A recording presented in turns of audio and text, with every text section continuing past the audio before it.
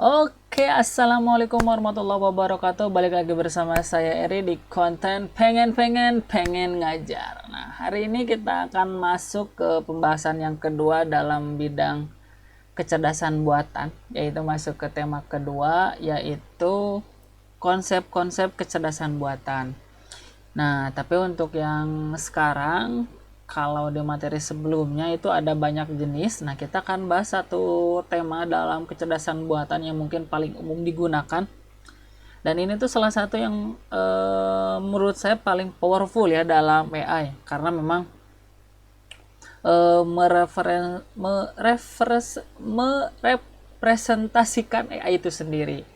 Yaitu apa?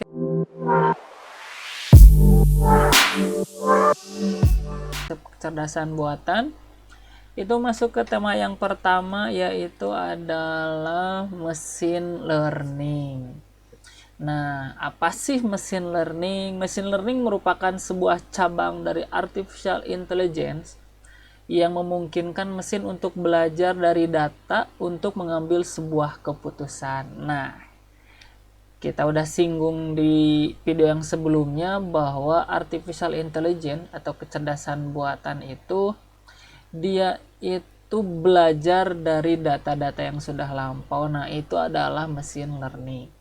Mesin learning memiliki algoritma yang dapat membuat model yang merepresentasikan sebuah data dan data yang digunakan untuk klasifikasi prediksi terhadap data baru. Nah, memang mesin learning ini kecenderungan ya banyaknya itu dipakai untuk melakukan klasifikasi, terus clustering, prediksi, dan fungsional lainnya. Nah, nanti kita akan coba bahas ya manfaat-manfaat mesin learning. Nah, tapi di video kali ini kita tidak akan bahas dulu terlalu teknis karena memang kita masih belajar beberapa bagian dari mesin learning. Karena kalau teknis itu kita harus memilih salah satu bidang dari mesin learning itu sendiri gitu. Karena mesin learning itu ada banyak cabang. Nah, ada banyak jenis mesin learning. Itu saya ambil dari website idep group ya, idepgroup.com. Nah, di sana itu beliau itu membagi mesin learning ke dalam 3 jenis. Yang pertama itu ada unsupervised learning, terus ada supervised learning, dan reinforcement learning. Sebenarnya ada satu lagi yaitu yang semi supervised learning. Nah, cuman kita ambil yang 3 aja karena yang satu itu nanti kita akan masukkan ke yang bagian yang supervised. Nah, itu untuk yang unsupervised learning, kalau kita terjemahkan itu pembelajaran tidak terawasi ya. Nah, ini lebih condong digunakan untuk clustering, banyaknya itu untuk clustering. Tapi di sini beliau juga memasukkan ke dimensional reduction. Nah, clustering itu apa sih? Jadi clustering itu adalah pengelompokan data. Nah, jadi kalau di sini kan contoh dari clustering itu ada recommender system, terus ada targeting marketing, terus ada customer segmentation. Nah, kita tahu kalau segmentasi itu ada pengelompokan sesuai dengan kriteria tertentu. Nah, jadi clustering ini misalnya kita tuh punya data yang ini aja, kita ambil contoh yang targeted marketing ya. Nah, misalnya kita tuh punya data, kumpulan data tentang calon-calon customer atau calon-calon mungkin nasabah ya kalau di bank. Nah, di data calon customer itu kan biasanya tuh ada umur, penghasilan, jenis kelamin, lokasi, tempat tinggal, dan sebagainya. Nah, data-data itu dikelompokkan misalnya kedekatan data, misalnya kedekatan berdasarkan umur misalnya tuh. Nah, umur antara umur 20 sampai 30 tahun misal, atau karena untuk di bank biasanya kan dia itu dikelompokkan berdasarkan penghasilan, jenis pekerjaan, dan misalnya tuh lokasi tempat tinggal misalnya. Itu bisa dikelompokkan tuh berdasarkan kedekatan data. Nah, itu namanya clustering. Nah, sehingga nanti datanya itu akan bisa ditargetin gitu. Jadi bisa ditargeting. Oh, misalnya data untuk daerah Tasikmalaya mana aja, data untuk daerah Garut mana aja, seperti itu. Nah, itu untuk clustering. Nah, untuk dimensionality reduction itu ada structure discovery, feature elicitation, meaningful, dan compression, big data visualisasi. Nah, untuk big data visualisasi itu menunjukkan bagaimana cara visualisasi itu. Nanti ada satu tema yang unik, yang cukup menarik dalam big data visualisasi. Nanti kita akan coba ya. Karena itu udah masuk ke ranah-ranah data science ya. Nah, terus masuk ke jenis yang kedua, itu ada supervised learning, atau bisa diterjemahkan itu pembelajaran terawasi. Nah, ini bedanya supervised dan unsupervised. Itu kalau supervised khususnya di klasifikasi ya, itu datanya itu sudah ada labelnya. Gimana maksudnya itu? Jadi gini, kalau klasifikasi itu misalnya kita punya 1000 data gambar kucing misalnya ya. Nah, kucing, terus ada 1000 data gambar kucing, 1000 data gambar anjing, 1000 data gambar kelinci misalnya. Nah, data itu sudah ada namanya, sudah ada labelnya tuh. Kalau ini data kucing, ini data anjing, ini data kelinci. Sedangkan clustering itu gak ada labelnya tuh tadi. Jadi yang penting data aja. Itu ada data customer aja. Dia itu mau mau penghasilannya berapa, mau tempat lahirnya di mana, mau umur, penghasilan, lokasi tempat tinggal, itu gak ada masalah karena itu clustering. Tapi kalau klasifikasi itu tujuannya untuk mengidentifikasi data-data yang sudah ada labelnya. Misalnya gini, saya itu ingin mengidentifikasi satu gambar, apakah gambar ini tuh benar kucing atau tidak. Gitu. Jadi karena saya tadi sudah punya kumpulan gambar kucing, kumpulan gambar anjing, dan kumpulan gambar kelinci. Nah, ketika sistem itu kayak kasih masukan data baru, yaitu gambar kucing, apakah dia bisa mengenali bahwa ini data kucing atau enggak. Nah, itu salah satu contohnya. Supervised learning ini, klasifikasi ini juga biasa digunakan untuk yang presensi ya. Itu kayak face identification, itu kan mengidentifikasi wajah tuh. Jadi ini tuh wajah siapa, itu face identification ya. Nah, jadi klasifikasi itu digunakan untuk data-data yang sudah memiliki label. Nah, sedangkan regresi itu untuk sama sih, masih mirip dengan clustering, dengan klasifikasi, cuman dia itu data-data sebelumnya itu dilibatkan gitu, seperti perkiraan cuaca. Kalau perkiraan cuaca kan kita tuh nggak bisa hanya ketika angin berhembus kencang, suhu sekian derajat, terus misalnya tuh ada kelembaban lain sebagainya, itu akan terjadi hujan. Nah, dalam perkiraan cuaca itu tidak sesederhana itu. Itu dia melibatkan juga data-data sebelumnya. Itu. Nah, di hari sebelumnya tuh misalnya tuh hari pertama hujan, hari sekarang itu cuacanya dingin, angin berhembus kencang, suhu sekian, terus awan mendung, akan hujan. Jadi data-data sebelumnya itu dilibatkan. Memang sih agak sulit karena kalau harus kita tunjukkan dengan satu model ya, dengan satu contoh. Nanti kita coba diskusikan yang regresi juga. Nah, untuk yang reinforcement learning, jujur saya juga masih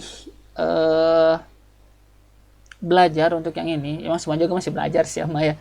Cuman untuk reinforcement learning itu saya secara pribadi memang belum coba, belum pernah merasakan projectnya atau mengerjakan satu studi kasusnya. Cuman yang pernah saya baca itu reinforcement learning itu dia itu cenderung bagaimana sistem itu benar atau salah. Jadi ketika benar kita kasih reward, ketika salah kita kurangi rewardnya. Jadi dia itu ketika benar-benar reward. Jadi dia tuh akan mengikuti kegiatan main. Biasanya itu digunakan untuk AI. Untuk NPC ya.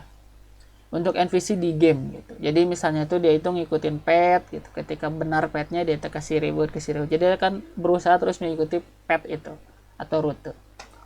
Nah, dari berbagai jenis machine learning yang sudah kita bahas, itu ada berbagai teknik, ada berbagai algoritma yang biasa digunakan. Misalnya yang supervise, untuk yang klasifikasi itu ada Naive Bayes, decision tree, support vector machine, random forest, dan K-snowboard. Sebenarnya ada juga yang artificial neural network, itu yang JST yang kita singgung di video sebelumnya. Ada yang regresi, terus juga ada linear regression, neural network, support vector regression, decision tree. Jadi masih mirip, cuman beda implementasi. Jadi metodenya sama, cuman mungkin ada sedikit modifikasi gitu. Nah, terus untuk yang clustering juga sama. Ini penelitian saya yang tadi itu pakai K-means ya. Pakai K-means gitu. Nah, jadi nanti kita akan pilih ya beberapa metode yang mungkin cukup umum digunakan dalam penelitian supaya teman-teman bisa kebayang kalau misalnya saya tuh mau penelitian tentang clustering nih, metodenya pakai apa.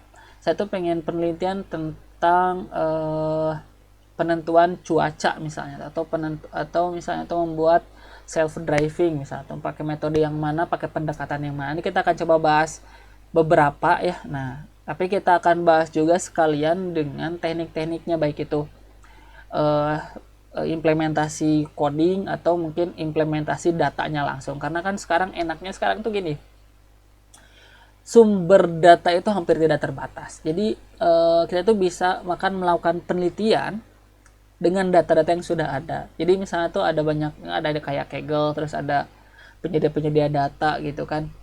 Nah, kita nanti pakai data-data itu, terus kita coba olah menggunakan metode-metode yang akan kita uji. Nanti kita mudah-mudahan bisa uji ya, salah satu mungkin metode-metode yang sering digunakan.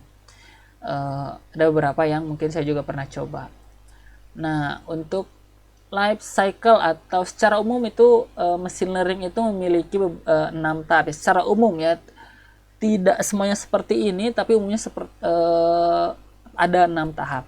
Yang pertama itu ada gathering data atau identifikasi jenis data dan sumber data. Nah, di gathering data, karena machine learning itu sangat berhubungan dengan data, otomatis teman-teman itu harus mengidentifikasi jenis data yang akan teman-teman gunakan. Misalnya, data yang digunakan itu hasil survei. Saya tuh ingin memprediksi, kalau yang pendidikan ya, saya tuh ingin memprediksi bagaimana kepuasan siswa terhadap pembelajaran ilmu komputer. Misalnya tuh terhadap pembelajaran desain misalnya. Nah, kita kan bisa melakukan yang pertama itu kita bisa survei, itu kan nanti datanya bentuknya form ya. Atau bisa kita juga dapatkan data itu dari hasil latihan siswa. Gitu. Itu masuk di tahapan gathering data. Jadi kita bisa tentukan, bisa identifikasi datanya itu kayak gimana. Terus yang kedua itu ada data preprocessing.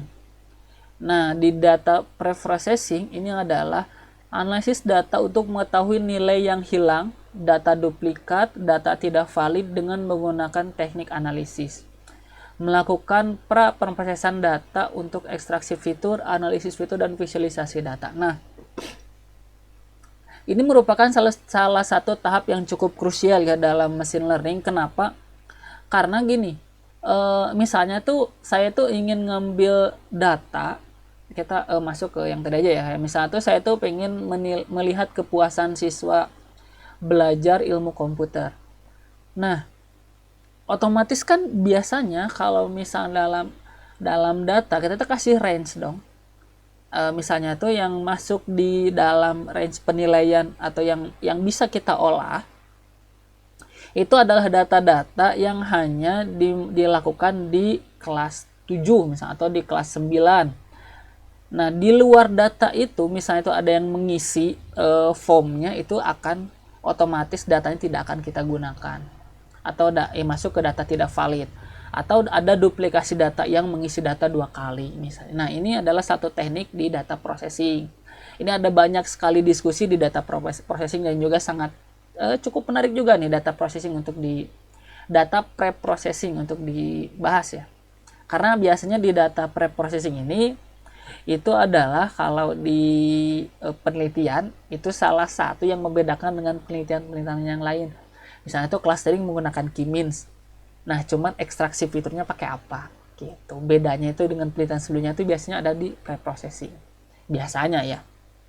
Terus ada yang kedua itu train model. Nah, ini train model itu adalah melatih model agar dapat memahami berbagai pola, aturan, dan fitur. Nah, fitur itu biasanya itu memperlihatkan data itu dia tuh punya apa aja.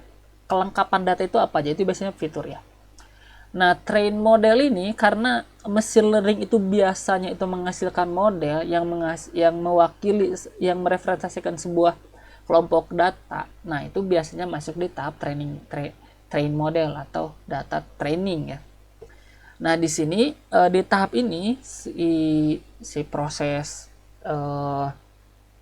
pembelajaran itu nanti si data training itu akan menghasilkan sebuah model. Misalnya kalau misalnya dalam klasifikasi, misalnya kita itu punya 1000 data gambar kucing, 1000 data gambar anjing, dan 1000 data gambar kelinci. Nanti hasil dari train model itu menghasilkan satu model untuk kelas gambar kucing gitu. Jadi yang semula 1000 itu hanya jadi satu ini tuh mewakili data 1000, itu ya train model. Jadi training model menghasilkan dari hasil training. Nah, sedangkan testing model atau test model itu memeriksa keakuratan model. Nah, tadi kan misalnya tuh dari 3000 data, 1000 kucing, 1000 anjing, 1000 kelinci, itu yang kita tuh nanti akan punya 3 model untuk kucing, model anjing, dan model kelinci. Nah, untuk menguji seberapa baik model ini itu masuk di testing model gitu. Jadi misalnya itu kita kasih gambar kucing, apakah dia tahu bahwa gambar yang kita kasih itu gambar kucing atau enggak gitu. Nanti kita akan coba biar gambarnya lebih mudah ya, tapi kita masuk di video yang selanjutnya mungkin untuk yang bukan implementasi ya, karena kita belum implementasi, karena nanti kalau implementasi kita akan sambil ngoding ya. Jadi kita akan coba nanti konsep-konsep untuk melihat secara keseluruhan life cycle itu, cara kerja life cycle dalam machine learning itu kayak gimana. Terus yang selanjutnya itu ada model development, itu integrasi model ke pembelajaran lingkungan produksi. Nah, ini udah masuk ke tahap implementasi ya. Terus yang terakhir ada model monitoring atau maintenance model komputasi. Nah, biasanya itu ini sudah muncul misalnya akurasi kemampuan sistemnya seberapa baik, biasanya masuk di model monitoring. Nah, ini untuk yang terakhir diskusi kita dalam video ini adalah pemanfaatan machine learning. Nah, yang mungkin belum sadar bahwa machine learning, karena saya tuh di video sebelumnya tuh udah nge-mention bahwa mesin AI itu khususnya machine learning itu sudah banyak sekali kita gunakan.